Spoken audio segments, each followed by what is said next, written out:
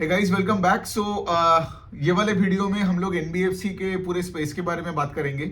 So I try to cover as many companies as possible. ठीक है, space के बारे में डिस्कस करेंगे और फिर उसके बाद डिस्कस करेंगे कि लाइक इंडिविजुअल कंपनीज में क्या क्या हो रहा है। ठीक है, आई डोंट नो, लाइक मैं सिंस एनबीएफसीज और बैंक्स और फाइनेंशियल्स में इतने कंपनीज ट्रैक करता हूँ, सो आई डोंट नो मैं कितना कर पाऊंगा इस वीडियो में। लेट्स सी, जब तक मेरा सांसें चलेगा तब तक मैं बोलता रहूंगा आई गेस। जब सांस बंद हो जाएगा तब मैं ऑटोमेटिकली वीडियो को ऑफ कर दूंगा। सो इस तरीके से करते हैं। ठीक है, बहुत सारे कंपनीज है। और by the way, before I start this video, let me tell you कि लाइक आप में से अगर किसी ने भी वो फाइनेंशियल वर्कशॉप नहीं लिए हो और आपको अगर से आपको अपना स्किल सेट बनानी हो ये पूरे फाइनेंशियल स्पेस में, तो आपको फाइनेंशियल वर्कशॉप ले लेना। उसका रजिस्ट्रेशन डिटेल्स मैंने दे दिया है, मतलब मैं दे दूंगा, सॉरी, ये आपके डिस्क्रिप्शन बॉक्स में रहेगा अगर आप मेरे यूट्यूब का ऑडियंस हो, और अगर आप ट्विटर से देख रहे हो तो कमेंट सेक्शन में आपको मिल जाएगा।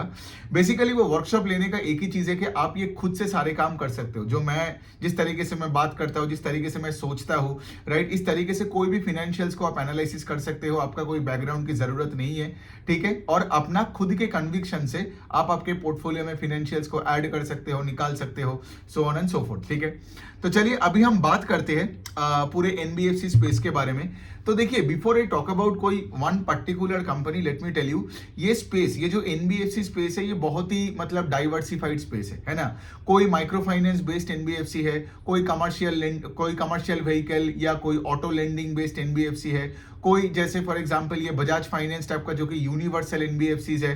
ठीक है, तो एनबीएफसीज में भी बहुत कैटेगरीज होते हैं। ठीक है, अफोर्डेबल हाउसिंग को मैं यहाँ पे कंसीडर नहीं करूंगा, बिकॉज आपने देखा होगा कुछ दिन पहले मैंने अफोर्डेबल हाउसिंग फाइनेंस के कुछ 8 कंपनीज का मैंने P2P एनालिसिस करके पूरा दिखाया। सो हाउसिंग फाइनेंस को छोड़ के बाकी जो भी एनबीएफसी कंपनीज है उनको मैं कोशिश करूंगा यहाँ पे एक क्रिस्प कॉन्साइज वे में आपके सामने रखे कि उनमें हो क्या रहा है। तो अगर आप मुझे आज बोलते हो कि पूरे सेक्टर में कैसा सीन है, राइट, पूरे ये लेंडिंग वाले सेक्टर में क्या हो रहा है, मैं बोलूंगा कि लाइक हालत उतना अच्छा नहीं है। वेदर वो बड़े बैंक्स हो या स्मॉल फाइनेंस बैंक्स हो या एनबीएफसीज हो, अगर मैं आपको एक बिग पिक्चर, मतलब अगर एक ईगल का एक वो होता है ना, ईगल जो ऊपर से उड़ता है, बर्ड्स आई व्यू जिसको मिलता है, ठीक है, सब कुछ, ठीक है, मैं अगर आपको बताऊं तो सिचुएशन उतना अच्छा नहीं है। मतलब अगर किसी का एसेट क्वालिटी अच्छा है तो प्रॉफिटेबिलिटी में प्रॉब्लम हो रहा है, और बाकी ऐसे बहुत कंपनीज है जिनका एसेट क्वालिटी खराब हो गया है, जिनके बारे में हम डिस्कस करेंगे, एक एक करके नाम लेके भी करेंगे।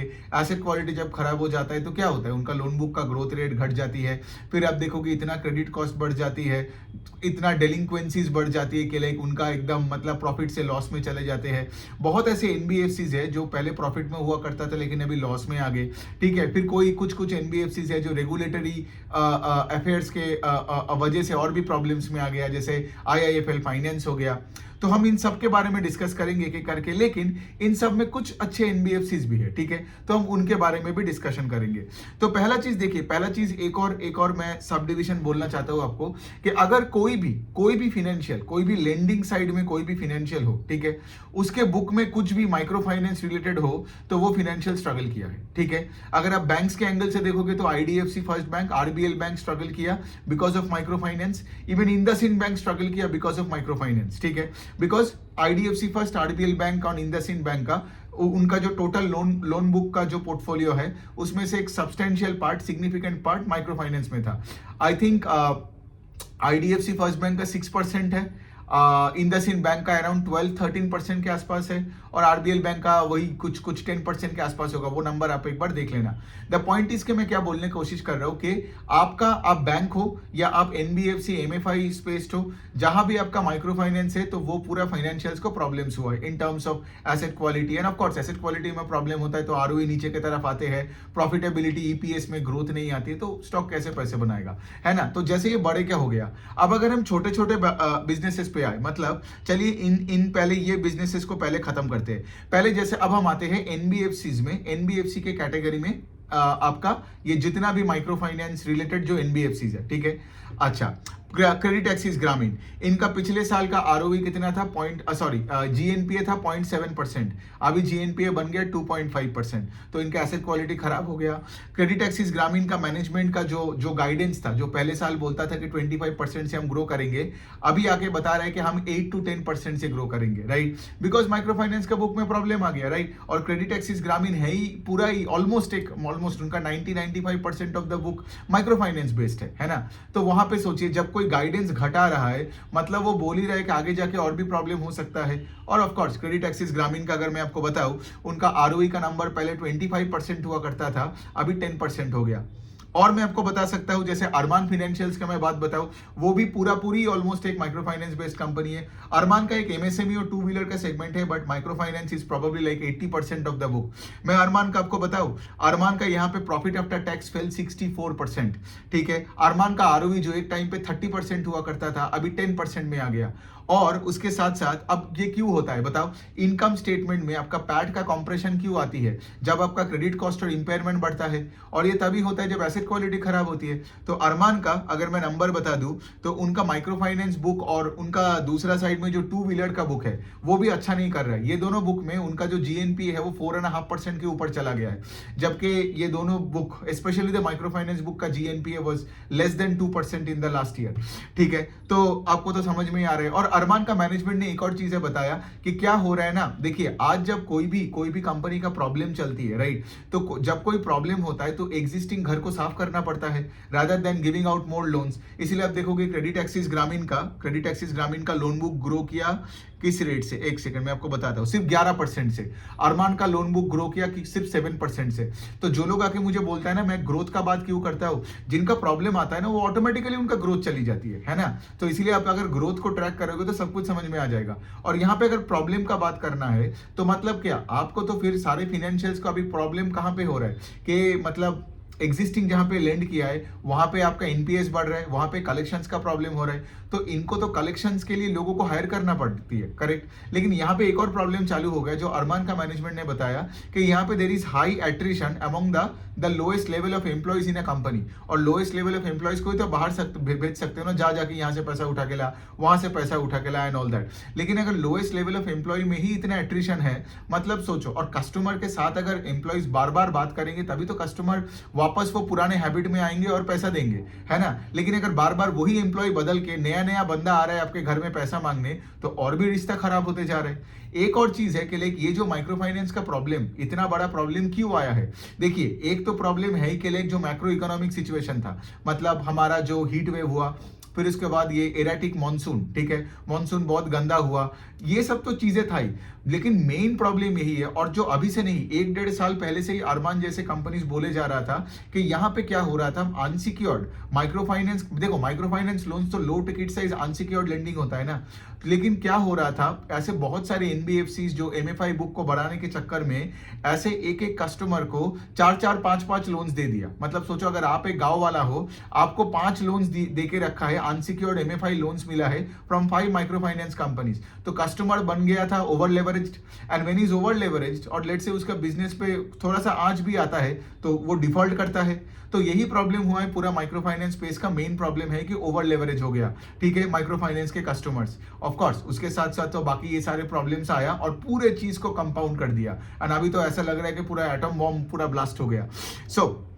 अरमान का भी नंबर का क्या ही बताए। अरमान देखोगे आप, कोई भी क्रेडिट एक्सिस ग्रामीण देखोगे, कोई भी माइक्रो फाइनेंस बेस्ड एनबीएफसी देखोगे, उनका collection efficiency numbers are coming down. तो जब कलेक्शन एफिशिएंसी नंबर नीचे आता है तो आपको ज्यादा प्रोविजन करना पड़ता है, ज्यादा प्रोविजन करा तो ज्यादा क्रेडिट कॉस्ट बढ़ा, मतलब उतना ही आपका नेट इनकम में इफेक्ट होता है, आरओई घटता है एंड पूरा प्रॉब्लम चालू होता है। इसीलिए मैं आपको बता रहा हूं ना कि आप वो फाइनेंशियल वर्कशॉप मेरा ले लो, क्योंकि उससे क्या होगा ना, आपका कोई बैकग्राउंड नहीं चाहिए, आपको सिर्फ बैठना है 15-16 घंटे पूरा इस वर्कशॉप को देखना है, और उसके बाद ना दुनिया में कोई भी फाइनेंशियल्स हो, at least in the credit side, non credit side में भी मैंने किया है, in the capital market side, AMCs and everything, लेकिन क्रेडिट साइड में एब्सोल्युटली कोई प्रॉब्लम आपको नहीं होगा, ठीक है। तो वो आप ले लेना, जैसे मैं बताया वो मैं डिस्क्रिप्शन में डाल दिया उसका लिंक, ओके। और अभी तो देखिए, अभी तो बाय द वे हमारा वेबसाइट भी आ गया ना, तो अभी क्या है, अभी वो गूगल ड्राइव का वो बात भी चला गया है ना। आप डायरेक्टली वेबसाइट में जाओगे, कोर्सेज में जाओगे, मतलब वही कोर्सेज वाला लिंक मैं दे दूंगा, वहां पे जाके आप डायरेक्टली उसको खरीद लोगे और इमीडिएटली वो पहला चैप्टर से चालू हो जाएगा, है ना। और आप देख लो, और ये वीकेंड भी है, सैटरडे संडे है, तो ये वीकेंड को प्रोडक्टिवली यूज करके अपना पूरा स्किल सेट बना लो in the financial space. Okay तो अभी हम वापस आते हैं और भी कुछ माइक्रो फाइनेंस बेस्ड एनबीएफसी का बात करते हैं।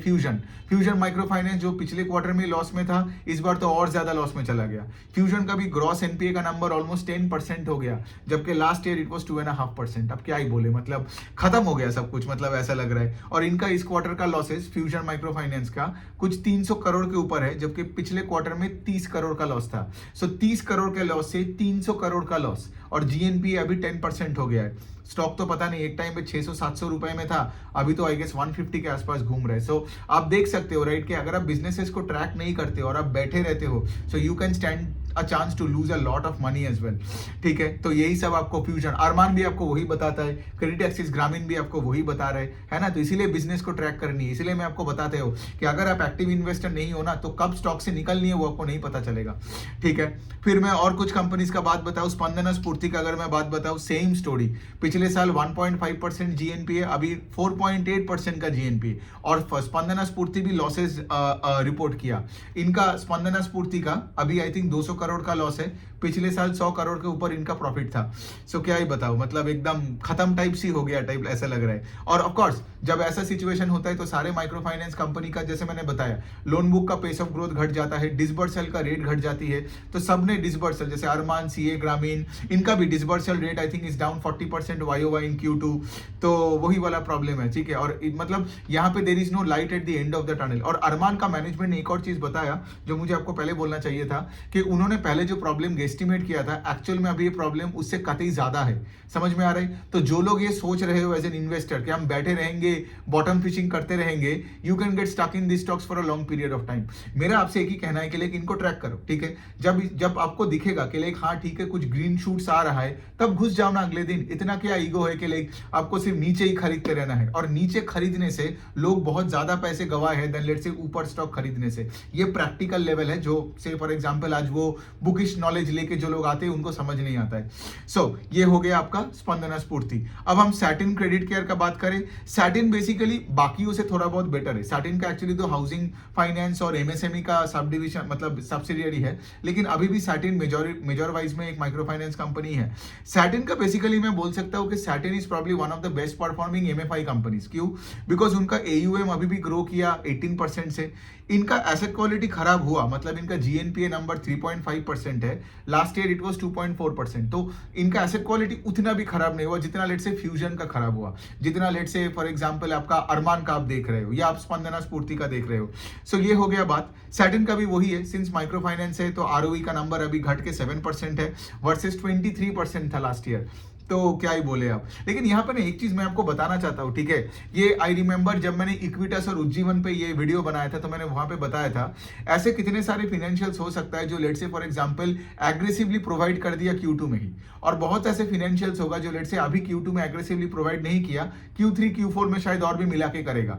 Got it? तो बात यहाँ पे आता है कि जिसने, अब हमें पता नहीं होता है ना कि क्योंकि जो प्रोविजंस है ये एक सब्जेक्टिव चीज है, ये कोई मैथमेटिकल चीज नहीं है। तो जो नंबर हम प्रोविजन का देख रहे हैं, लेट से फॉर एग्जांपल ये भी तो हो सकता है कि लेट से फ्यूजन ने ओवर एग्रेसिवली प्रोविजन किया, इसीलिए क्या हुआ, उनका ग्रॉस एनपीए 10% हो गया। लेट से आगे जाके फ्यूजन का कभी प्रोविजन उतना दिखेगा नहीं, लेकिन दूसरा कोई फाइनेंशियल जिनका लेट से आज जीएनपी अच्छा लग रहा है, मे बी वो उतने एग्रेसिवली प्रोविजन नहीं किया जितना फ्यूजन ने किया।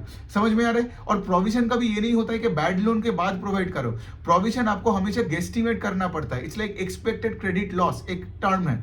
अब ये सब डिटेल में मत जाओ, मतलब आपको पीएचडी नहीं करना है, लेकिन अब लॉजिक समझो कि अगर लेट से आपको पता है कि पर्टिकुलर कोई जगह से पैसा आ नहीं रहा है, एक एक दो दो ईएमआई मिस हो रहा है, तभी आपको प्रोवाइड करना पड़ेगा पूरा लोन में, मतलब वहां पे आपने जितने पैसा दिए हो। Got it? बट गेम यहां पे आता है कि आप कितना प्रोवाइड करते हो, है ना। तो ऑफ कोर्स जो अच्छे मैनेजमेंट होते हैं वो ज्यादा प्रोवाइड करते हैं आज, और आज पेन ले लेता है इनकम स्टेटमेंट में। और जो खराब मैनेजमेंट होता है वो क्या करता है ना, वो कम प्रोवाइड करते हैं आज, और उनको लगता है कि चलो ठीक है आगे जो होगा देख लेंगे टाइप्स। ठीक है, तो मैं ये नहीं बोल रहा हूँ कि लाइक सैटिन खराब है या फ्यूजन अच्छा है, मैं वो एंगल से नहीं बोल रहा हूँ, लेकिन मैं यही आपको बोलने का कोशिश करता हूँ कि जो फाइनेंशियल्स, क्योंकि एमएफआई में सभी खराब कर रहे हैं, ठीक है, लेकिन जिनका आप देख रहे हो थोड़ा ज्यादा जीएनपीए बढ़ रहा है, किसी का थोड़ा कम जीएनपीए बढ़ रहा है, ये सारे डेटा को आप लेना with a pinch of salt. ठीक है, बिकॉज यहाँ पे वो कंपनी में हम काम नहीं करते, हमको एग्जैक्टली नहीं पता कि कैसे वो डेटा पे वो लोग आए, बिकॉज अल्टीमेटली तो हम लोग पीपीटी पढ़ते हैं ना।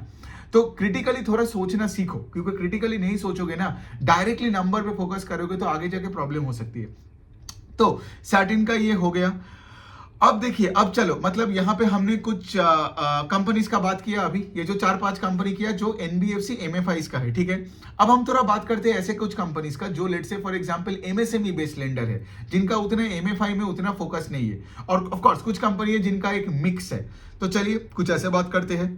अभी चलो हम बात करते हैं नॉर्दर्न आर्क कैपिटल एक कंपनी का, ठीक है। तो नॉर्दर्न आर्क कैपिटल एक ऐसे कंपनी है जिसका MSME, MFI, consumer finance, vehicle finance, affordable housing and supply chain loan, ये सारे चीजों में है, ठीक है। मतलब if you want a mix of a MSME and an MFI lender, Northern Arc is a good bet, ठीक है। गुड बेट मतलब मैं इन्वेस्ट करने को नहीं बोल रहा, मैं बोल रहा हूँ इट्स अ कंपनी जो दोनों सेगमेंट में है।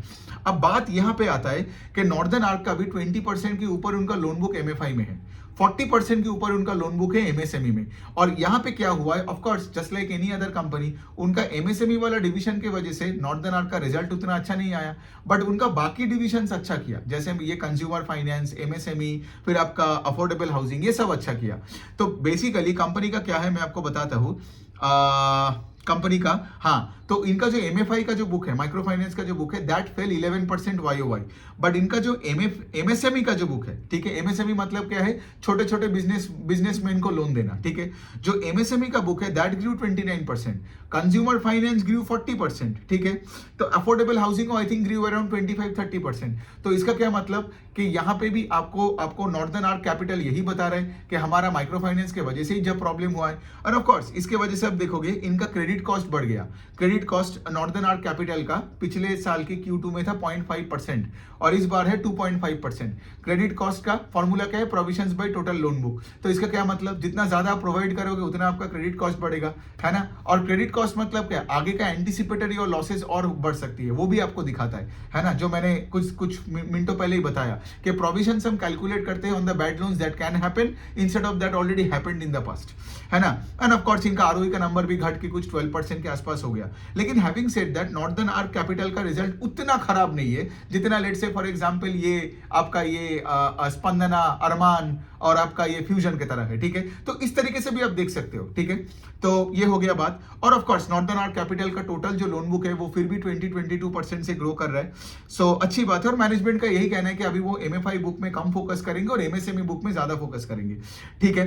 अब इसके साथ हम और थोड़ा कंपनीज के बारे में बात करते हैं। हाँ, अब हम थोड़ा बात कर लेते हैं एसबीएफसी फाइनेंस की। तो एसबीएफसी फाइनेंस एक 100% सिक्योर्ड एमएसएमई लेंडर है, ठीक है। एसबीएफसी फाइनेंस का कोई एमएफआई मतलब कोई सेगमेंट नहीं है, इसीलिए एसबीएफसी फाइनेंस का नंबर्स भी अच्छा आया है, समझ में आ रहा है। तो एसबीएफसी फाइनेंस का लोन बुक 33-34% से बढ़ा।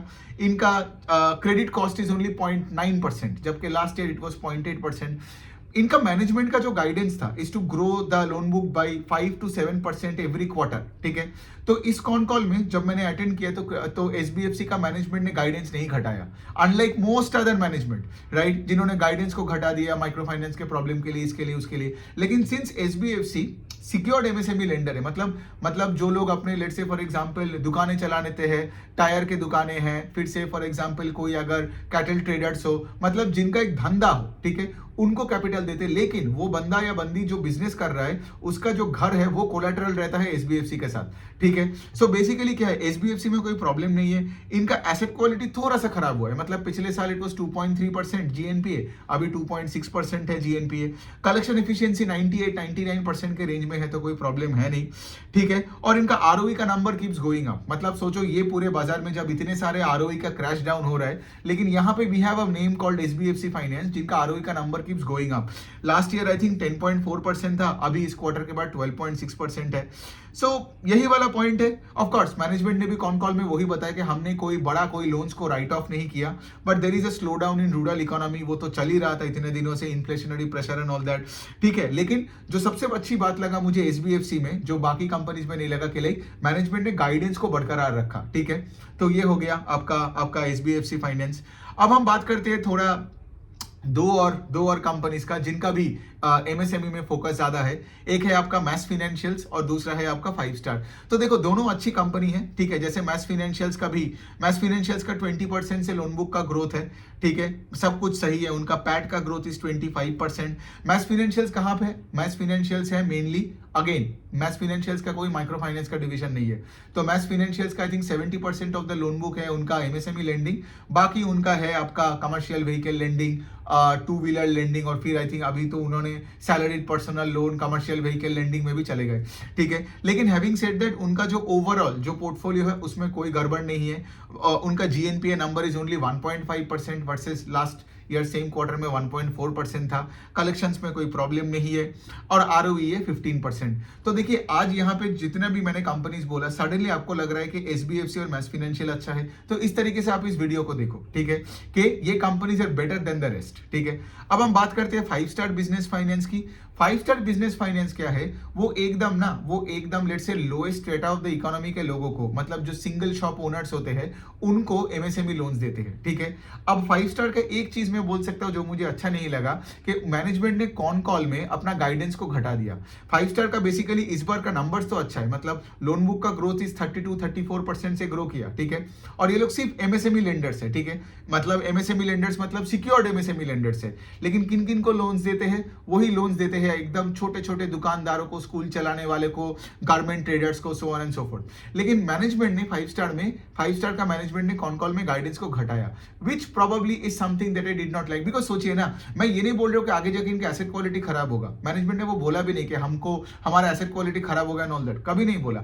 लेकिन अगर कोई गाइडेंस घटाता है ना, that can be an indication of worsening asset quality in the future. तो इसीलिए मैं उस तरीके से अगर मैं ये सब देखता हूं तो मैं उस कंपनी में अपना पोजीशन बिल्ड नहीं करता, उल्टा मैं पोजीशन काटता हूं।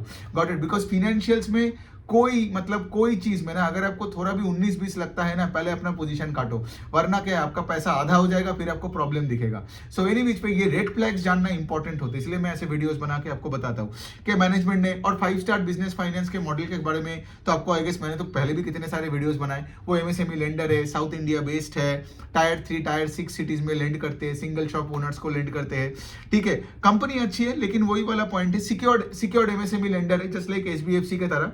लेकिन यहाँ पे गाइडेंस घटाने से थोड़ा मुझे अच्छा नहीं लगा। अच्छा, अब चलिए हम थोड़ा बात करते हैं दो ऐसे कंपनीज का जिनके बारे में लोग मुझे बहुत पूछते रहते हैं, ठीक है। पहला हो गया पूनावाला, जिसपे मैंने डिटेल में एक वीडियो बनाया था। देखो भाई, सिंपल सी पॉइंट है, मुझे फर्क नहीं पड़ता है कि पूनावाला का शेयर क्या किया उसका रिजल्ट के बाद।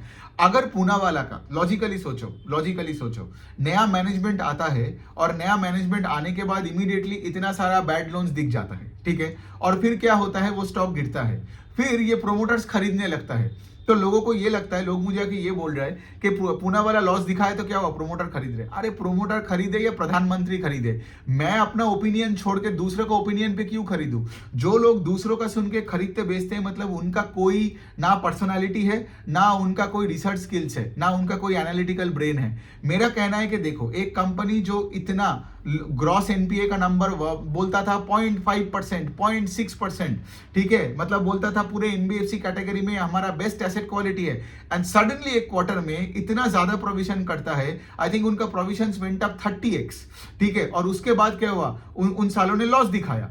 और ये जब दिखाया, और ये तो एक चीज था, ठीक है, लॉस तो बहुत कंपनी ने दिखाया, लॉस तो तुम्हारा फ्यूजन दिखाया, लॉस तो और भी स्पंदना स्फूर्ति दिखाया। लॉस दिखाना बड़ी प्रॉब्लम नहीं है। एक और जो मेन मुझे गुस्सा आया वो इसलिए आया कि ये जो सारे फाइनेंशियल्स होते हैं, नंबर्स लाने से पहले Q2 का एक अपडेट लाता है, ठीक है, बिजनेस अपडेट। तो इतना बड़ा प्रॉब्लम तुम बिजनेस अपडेट में नहीं बोले, बिजनेस अपडेट में सिर्फ यही बोला कि हमारा AUM 40% से बढ़ रहा है। तो वो देखने के बाद मैं और मेरे जैसा बहुत लोगों ने और पैसा डाला उसमें, है ना, तो वो इंक्रीमेंटल पैसा भी में तो मेरा लॉस हुआ। अगर बिजनेस अपडेट में तू बता देता कि भाई हमने लॉस किया इस Q2 में, तो मैं उस दिन से निकालता, मेरा इंक्रीमेंटल पैसा कुछ पूनावाला में और नहीं जाता। तो क्या हुआ, वो जो 20 दिन का पैसा था वो पूनावाला में जो मैंने डाला, वो डालने के बाद 20 दिन के बाद असली रिजल्ट आता है और फिर बताता है कि इतना लॉस है। अब आप मुझे बताओ, ठीक है, इसके बाद मैं तो नहीं घुसने वाला, ठीक है, मुझे घंटा फर्क पड़ता है कि भाई प्रोमोटर ने खरीदा, प्रधानमंत्री ने खरीदा, एलॉन मस्क ने खरीदा, I don't give a fuck, I just don't give a fuck about things जो लोग क्या कर रहे हैं। मेरे लॉजिक यही बता रहे कि ये कंपनी ने, मैं ये नहीं बोल रहा हूँ कि फ्रॉड किया है, बट मैं ये बता रहा हूँ कि लाइक मतलब ये मेरे साथ सही नहीं हुआ है, ठीक है। और आप अगर मेरे वीडियो सुन रहे हो तो आपको भी समझ में आ रहा है कि लॉजिक है मेरे बात में, है ना। तो और वैसे भी दूसरों को देख के मैं मतलब जीता नहीं हूं, मुझे कोई फर्क नहीं पड़ता है कौन क्या कर रहा है कौन क्या नहीं कर रहा है। मैं वही करता हूँ अपने पोर्टफोलियो और अपने, क्योंकि मेरा पैसा है ना। मैं दूसरों का देख के थोड़ी चीज करूंगा ऐसे, है ना। तो जैसे येस बैंक में भी ऐसे बहुत कितने बार हुआ है, कितने बार लोग येस बैंक में अपर लेवल्स में फंसा है, बिकॉज ये खरीद रहे सुन के, वो खरीद रहे सुन के। एक बार मुझे ये भी याद है कि लोग फंसा था ये सुन के कि येस बैंक में राकेश झुनझुनवाला पैसा डाल रहा है, और ये सुन के लोगों ने पैसा डाला और फिर वहां से भी स्टॉक गिरा। तो पॉइंट यही पे है, राकेश झुनझुनवाला खरीदे, कोई भी खरीदे, आपका ना अपना एक फ्रेम बनाओ, ठीक है। अगर आपको लगता है कि आपका कोई कोई कोई पर्सनालिटी नहीं है, आपका कोई ओपिनियन नहीं है, व्यूज नहीं है, तो डायरेक्ट स्टॉक इन्वेस्टिंग से थोड़ा दूर रहो, म्यूचुअल फंड कर लो। सो एनी विच वे, अभी हम आते हैं दूसरे कंपनी जो है कि आईआईएफएल फाइनेंस। उसका तो बड़ा प्रॉब्लम हो गया था मार्च से, ठीक है। तो ये वाला साल में मार्च में उनका आरबीआई ने क्या बोला कि तुम जो गोल्ड दे रहे हो, मतलब गोल्ड लोन दे रहे हो, वो तुम नहीं दे पाओगे, ठीक है। और उनका गोल्ड लोन का जो पोर्टफोलियो था that was 1/3 of the entire book, और आरबीआई ने सडनली आके उसमें एम्बार्गो लगा दिया। अब इससे क्या होता है, अब रीजन यही था कि उनका जो गोल्ड का क्वालिटी उनको मिलता था वो क्वालिटी सब स्टैंडर्ड था, वो आरबीआई का जो लेवल एक्सपेक्टेड था वो नहीं मिल रहा था आईआईएफएल से। अब सोचिए लॉजिकली, आपका 1/3 ऑफ द बुक अगर किसी ने बंद कर दिया तो पूरा बुक कैसे ग्रो करेगा, है ना। तो वही हुआ है। लेकिन एक अच्छी बात ये हुआ आईआईएफएल के साथ कि उनका जो एम्बार्गो था, राइट, जो ऑन द गोल्ड लोन, वो आरबीआई ने आई थिंक सितंबर के 25 या 20 तारीख तक हटा दिया, है ना। मतलब अभी वो फिर से गोल्ड लोन के बुक को बढ़ा पाएंगे। लेकिन प्रॉब्लम क्या हुआ, प्रॉब्लम ये हुआ कि उनके साथ, जैसे अगर मैं आईआईएफएल का बुक का बात करूं, उनका 20% of the book micro finance भी था। तो अभी समझ में आ रहा है, गोल्ड लोन का बुक में बंद करवा दिया और माइक्रो फाइनेंस में प्रॉब्लम आ गया, बिकॉज इतने सारे तो मैंने प्रॉब्लम्स का बात किया ही। तो इन दोनों की वजह से कंपनी पूरा लॉस में चला गया, कंपनी को ओवरऑल लोन बुक 8-10% से घट गया। अब मेरा कहना है कि बहुत लोग ये बोलेंगे कि आईआईएफएल क्यों नहीं खरीदना है, ये नहीं। मेरा कहना है कि कचरे में जाना क्यों है, सिंपल सी पॉइंट है, ठीक है। आपको अगर जिंदगी में, मतलब क्या होता है ना, लोग अपने पर्सनल लाइफ का कचरा शेयर बाजार में आके भी कचरा ही ढूंढता है, बिकॉज उनको सस्ता खरीदना है, और सस्ता खरीदने के चक्कर में वो डूब के मर जाए ड्रेन में, लेकिन वो फिर भी वही सस्ता ही खरीदने जाएगा। क्यों कचरे में मरना है, क्यों ये पूनावाला आईआईएफएल में जाके, येस बैंक में जाके आपको मरना है, आप बताओ। मेरा मेन पॉइंट वही है, जब इतने सारे फिनेंशियल्स है, जब इतने सारे स्टॉक्स है नॉन फिनेंशियल वर्ल्ड में जो क्लीनली पैसा बना रहा है, 20-30% से ग्रो कर रहा है, एसेट क्वालिटी अच्छा है, राइट, जीएनपीए नंबर्स कंट्रोल में है, वहां जाओ ना। क्यों मतलब यहाँ पे आके मरना है। और आपको क्या लगता है कि आपको कोई कंपनी लेने के बाद वो कंपनी ठीक हो जाएगी? इतना भी आसान नहीं है। मैं क्या बोल रहा हूँ, मैं ये भी नहीं बोल रहा हूँ कि पूनावाला या आईआईएफएल का भी ठीक नहीं होगा या येस बैंक ठीक नहीं होगा। मैं ये बोल रहा हूँ कि इनको ट्रैक करो, लेकिन पैसा मत डालो। पैसा तब डालो जब आपको लगेगा कि लाइक हाँ ठीक है, बिजनेस पे एसेट क्वालिटी इंप्रूव हो रहा है, राइट, इसमें डिसबर्सल का ग्रोथ आ रहा है, मैनेजमेंट कॉन कॉल में अच्छी चीजें बोल रहा है। लेकिन हम तो वही पी रेशियो का खिलाड़ी है ना सब, तो फिर क्या क्या ही कर सकते हैं। लेकिन देखो, ये कोई रिकमेंडेशन नहीं है, मैं आपको वही बोलता हूं जो मेरे दिल में होता है, ठीक है। सो मेरे दिल के बातें को रिकमेंडेशन की तरह लोगों, तो प्रॉब्लम आप में है, मुझ में नहीं है। सो ये हो गया आपका आईआईएफएल, ये हो गया आपका पूनावाला। अब देखिए, अब कुछ और कंपनीज का बात करते हैं। एक और कंपनी है यूग्रो कैपिटल, जिसके बारे में बहुत डिस्कशन होता है। वो भी एक एमएसएमई लेंडर है, ठीक है, वो tech based digital MSME lender है। और यूग्रो का एक खास बात ये है कि वो को लेंडिंग पे बहुत बिलीव करता है। को लेंडिंग मतलब क्या होता है, बैंक्स और एनबीएफसी मिलकर लेंड करते हैं। बैंक्स के पास कैपिटल होता है और एनबीएफसी क्या करते हैं, उसके पास रीच होता है, तो दोनों मिलकर लेंड करते हैं। और ऑफकोर्स जब से फॉर एग्जाम्पल ये एनबीएफसी पूरा काम करके देता है बैंक्स के लिए, तो इससे क्या होता है, बैंक्स का लोन बुक का भी ग्रोथ रेट हाई होता है ना, क्योंकि लेट से उस ज्योग्राफी में लेट से बैंक का प्रेजेंस अच्छा नहीं है। तो अभी यहाँ पे देखो, इनका जो है एमएसएम यूग्रो का, अब आप बोलोगे ये को लेंडिंग से कैसे पैसे बनाती है। सोचो अगर 100 रुपए के कहीं पे लेंड किया तो बैंक 80-90 रुपए देता है, ठीक है। यूग्रो ने 100 रुपए दी और पूरा सर्विस किया, तो इनको एक फी भी मिलता है, ठीक है, from the banks for doing the work, ठीक है। और इसके साथ साथ इनका ऑर्गेनिक बुक तो है। अब देखो यूग्रो कैपिटल का क्या है ना, इनका कलेक्शन एफिशिएंसी थोड़ा नीचे की तरफ जा रहा है, which is not a good sign. मतलब इनका पहले 98% था लास्ट साल Q2 में, अभी 96% हो गया। और इनका एसेट क्वालिटी भी थोड़ा खराब हुआ, थोड़ा सा खराब हुआ, ज्यादा खराब नहीं हुआ, लेकिन थोड़ा सा खराब हुआ। और इसके वजह से एक और चीज मैं देख रहा हूं कि इनका लोन बुक का पेस ऑफ ग्रोथ घट गया। मतलब पहले ये 40-50% से लोन बुक को ग्रो करता था, लेकिन Q2 ओवर Q2 में इनका लोन बुक सिर्फ 30-35% के रेंज में ग्रो किया, ठीक है। लेकिन कंपनी अच्छी है, कंपनी का कोई प्रॉब्लम नहीं है। But if you look at the income statement, right, इनका impairment cost I think went up by 70%। So बात यहां पे है कि ये चीजों को आपको थोड़ा सा ध्यान में रखना है, ठीक है। लोग आके मुझे बोलता है कि इसका स्टॉक सस्ता दिख रहा है and all that, but then again having said that right के लाइक कोई भी स्टॉक को आपको सस्ता या एक्सपेंसिव उस तरीके से नहीं देखना है, आपको देखना है ये सारे इसीलिए तो मैं बोल रहा हूँ कि आपको फाइनेंशियल वर्कशॉप ले लो, क्योंकि ले लोगे ना तो ये सारे कॉम्प्लिकेशंस ना आपका दूर हो जाएगी। मतलब कितने सारी चीजें जो एक साथ इकट्ठा आपको सोचना पड़ता है ना, देन आपको समझ में आएगा एक फाइनेंशियल में पैसा डाले या पैसा निकाले उससे। तो एनी विच वे, सो यहाँ पे जैसे क्रेडिट कॉस्ट बढ़ा, जीएनपीए बढ़ा और इनका आरओई का नंबर भी थोड़ा नीचे की तरफ आ रहा है, ठीक है। मतलब क्या है, मैं एक एग्जांपल लेके बात कर रहा हूँ, आप अगर एसबीएफसी का मैंने एग्जांपल लिया और यूग्रो का मैं एग्जांपल लूँ, एसबीएफसी का भी थोड़ा सा जीएनपीए बढ़ा है, एसेट क्वालिटी थोड़ा खराब हुआ, लेकिन एसबीएफसी का आरओई का नंबर नेट बेसिस में ऊपर गया है, ठीक है। लेकिन इनका एसेट क्वालिटी थोड़ा खराब हुआ, यूग्रो का बात कर रहा हूं, और उसके साथ साथ आरओई का नंबर भी नीचे आया है। सो मतलब उतना इंप्रेसिव नहीं है यूग्रो कैपिटल जितना लेट से एसबीएफसी है, ठीक है। तो ये हो गया आपका यूग्रो कैपिटल का हो गया। फिर एसबीआई कार्ड से एकदम दूर रहना, ठीक है। मतलब एसबीआई कार्ड से एक ऐसा बिजनेस है, मुझे लगता है सिर्फ अपने डेलिंक्वेंसीज और क्रेडिट कॉस्ट को बढ़ाने के लिए बिजनेस करता है। अब क्या है ना, ये क्रेडिट कार्ड का बिजनेस में है, ठीक है। ये एक एनबीएफसी है, आपने देखा होगा कोई मॉल के बाहर वो छाता के नीचे एसबीआई कार्ड्स का बंदा खड़े रहते हैं। तो यहाँ पे देखो, यहाँ पे सिर्फ एक क्वार्टर का बात नहीं है, बहुत सालों से ये चल रहा है, ठीक है। मतलब अभी अगर मैं इनका बताऊं, मैं इनका बात बोल सकता हूं, इनका जो क्रेडिट कॉस्ट है अभी 9% के ऊपर चला गया। 2 साल पहले इनका क्रेडिट कॉस्ट 6.5% था, 1 साल पहले 8% था, अभी 9% हो गया। इनका जब भी मैं पीपीटी खोलता हूं 3-3 महीने बाद इनका क्रेडिट कॉस्ट बढ़ता रहता है। तो जिसका क्रेडिट कॉस्ट बढ़ता है तो उसका मैं क्या देखो, एंड इफेक्टिवली क्या होता है ना, जब तुम्हारा बैड लोन्स बढ़ते जाता है तो तुम्हारा लोन बुक का ग्रोथ रेट भी एक टाइम के बाद चला जाएगा। जैसे इस बार भी इनका लोन बुक सिर्फ 9% से ग्रो किया। नाउ डू यू अंडरस्टैंड, पहले ये 30-40% से ग्रो करने वाला कंपनी था अपना लोन बुक को, ये एसबीआई कार्ड्स, लेकिन अभी 9% क्यों? Because over a period of time अगर तुम्हारा एसेट क्वालिटी में कंट्रोल नहीं आया तो तुम 40-30% से सस्टेनेबली ग्रो नहीं कर पाओगे, जो ये नहीं कर पाया। अभी 9% से लोन बुक का ग्रोथ है, profit after tax fail by 35%। कल क्या पता और क्रेडिट कॉस्ट 9 से 10% हो जाए और ये लॉस दिखा दे। सो बहुत बड़ी मतलब एकदम फालतू कंपनी है, टू बी वेरी ऑनेस्ट। मतलब इसके बारे में तो कुछ बोलना ही नहीं। और इनका आरओई का नंबर भी नीचे की तरफ जा रहे हैं। जैसे मैं बताता हूं ना, कोई भी कंपनी का अगर आपको एक बर्ड्स आई व्यू चाहिए तो पहले देख लो इसका आरओई का नंबर किस दिशा में जा रहा है। तो इसका आरओई का नंबर एक टाइम 25-30% के ऊपर था, अभी 10% के रेंज में आ गया। सो ये हो गया आपका एसबीआई कार्ड्स भी हो गया। अब देखिए यहाँ पे हम छोटा सा बात कर लेते हैं हमारे बजाज फाइनेंस और चोला की। तो बजाज फाइनेंस की अगर हम बात करेंगे तो एक ही बात है। देखो बजाज फाइनेंस का मैनेजमेंट ने कॉन कॉल में गाइडेंस घटाया, और मैनेजमेंट ने कॉन कॉल में ये भी बता रहा है, सिर्फ एक क्वार्टर में नहीं, पिछले 3-4 कॉन कॉल्स अगर आप सुने हो तो आपको पता होगा, उन्होंने यही बता रहे कि हम लोग secured part of the loan book में ज्यादा जाने का कोशिश कर रहे हैं। तो यहाँ पे मार्जिन भी हिट होगा, ठीक है, और जो हिट हो भी रहा है। तो if you look eight Bajaj finance का लोन बुक, वो 27-28% से ग्रो कर रहा है, लेकिन प्रॉफिट आफ्टर टैक्स ग्रो कर रहा है 13-14% से। आपको क्या लगता है, एक स्टॉक जो हाई प्राइस टू बुक में बैठा है, ठीक है, वो अगर 13-14% से सिर्फ पैड ग्रो करता है और मैनेजमेंट मतलब कॉन कॉल में गाइडेंस घटाता है लोन बुक का, वो स्टॉक कैसे पैसे बनाएगा?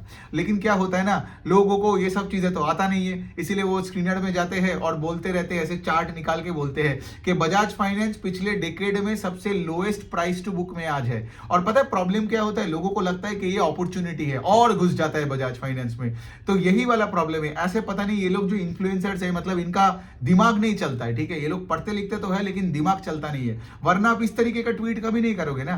द मेन थिंग इज वो सस्ता इसीलिए लग रहा है पिछले 5 साल या 8 साल में, बिकॉज पिछले 5-8 साल में लोन बुक का pace of growth was much higher, and second of all तुम्हारा मार्जिन्स का ये कोई प्रॉब्लम्स के बारे में मैनेजमेंट ने कभी बात नहीं किया।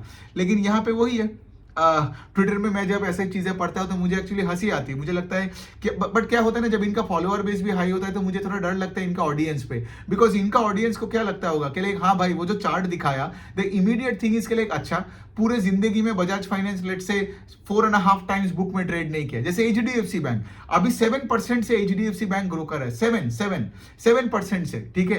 तो एचडीएफसी बैंक का प्राइस टू बुक तो ऑफकोर्स सस्ता दिखेगा ना, लेकिन लोग क्या कर रहे हैं, पिछले 10 साल का प्राइस टू बुक का चार्ट निकाल रहे हैं। मतलब गधों के बच्चे हैं सब के सब। और वो गधों के बच्चे क्या कर रहे हैं, बोल रहे हैं कि 4 टाइम्स 5 टाइम्स बुक में था, अभी 2.5 टाइम्स बुक में मिल रहा है। वो गधे को ये समझ में नहीं आ रहा है कि उस टाइम एचडीएफसी बैंक 30% से ग्रो करता था, 25% से ग्रो करता था, अभी 7% से ग्रो कर रहा है, और एचडीएफसी बैंक के ईपीएस में भी कोई ग्रोथ नहीं है। तो 2.5 टाइम्स बुक तो जस्टिफाइड ही है ना, बिकॉज जो लोग तुमको हाई प्राइस टू बुक दे रहा था, वो तो ये लोअर पेस ऑफ ग्रोथ देख के चला गया ना। तो वही वाला पॉइंट है, जिनको मार्केट समझ में नहीं आता है वो ये सब अंट शंट चीजें चार्ट दिखा के एंगेजमेंट फार्मिंग किए जा रहे। तो एनी विच वे, ये हो गया आपका बजाज फाइनेंस। चोला का बात हम कर सकते हैं। तो चोला का जैसे for example 60% of the loan book कहाँ है आपका, है व्हीकल फाइनेंस में। लेकिन अनफॉर्चुनेटली पिछले एक साल में vehicle finance, passenger vehicle, commercial vehicle segment में कोई ग्रोथ नहीं है। कमर्शियल व्हीकल सेगमेंट में तो सबसे मतलब डी ग्रोथ भी हुआ है। तो इसलिए इन्होंने क्या किया, व्हीकल फाइनेंस में ये लोग वो सेकंड हैंड व्हीकल फाइनेंसिंग में ज्यादा फोकस किया। और ये लोग क्या किया, सिंस चोला साउथ इंडिया बेस्ड एकदम बॉटम ऑफ द पिरामिड लोगों को vehicle finance, home loan, MSME loans देता था, अभी ये लोग ईस्ट इंडिया और सेंट्रल इंडिया में ज्यादा फोकस कर रहे हैं होम लोन और लोन अगेंस्ट प्रॉपर्टी में। तो चोला का AUM का ग्रोथ 33% का है, ठीक है। लेकिन उनका जो prime part of the book है व्हीकल फाइनेंस, वो इतने रेट से ग्रो नहीं किया। If I tell you, vehicle finance का बुक कुछ 7-8% से ग्रो किया। लेकिन यहाँ पे जो majority chunk of the growth आ रहा है वो अफोर्डेबल हाउसिंग फाइनेंस और आपका लोन अगेंस्ट प्रॉपर्टी से आ रहा है चोला का। फिर चोला का आई थिंक कुछ एक वो लोग अपने कुछ प्रोफेशनल लोन्स, बिजनेस लोन्स वगैरह भी देते हैं। चोला का फिनटेक बहुत सारे प्लेटफॉर्म्स के साथ भी कनेक्टेड है, वो वाले सेगमेंट में भी सिक्योर्ड अनसिक्योर्ड लोन्स में बहुत अच्छे ग्रोथ आ रहा है, ठीक है।